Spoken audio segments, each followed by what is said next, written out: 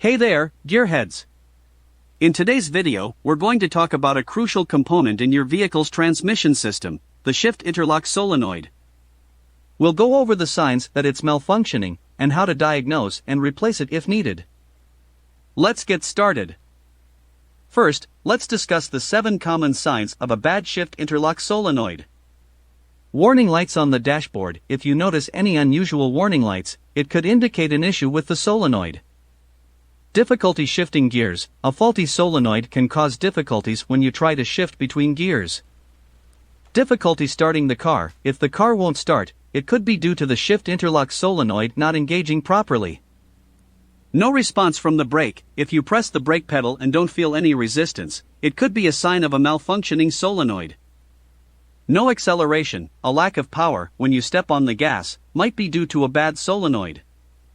No exterior lighting. If your headlights, taillights, or turn signals aren't working, the issue could be related to the solenoid. No interior lighting. Similarly, if the interior lights aren't functioning, it might be a sign of a bad solenoid. Now that you know the signs, let's discuss the shift interlock solenoid's function. The solenoid engages the top gear in an automatic transmission. Here are some common causes of a stuck gearshifter. Engine not running. Always ensure that the engine is running before attempting to shift gears. Shift linkage issues. A damaged or misaligned shift linkage can cause shifting problems. Brake clutch pedal interlock issues. If the brake or clutch pedal isn't engaging properly, it can lead to a stuck gearshifter.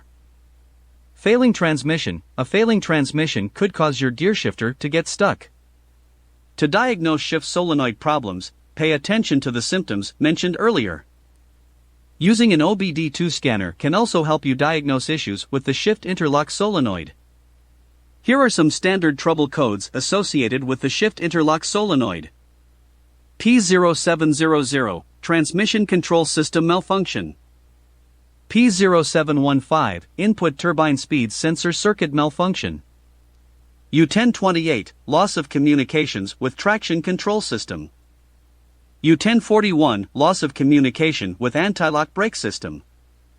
If you've noticed any of the warning signs discussed earlier, it might be time to replace your shift interlock solenoid.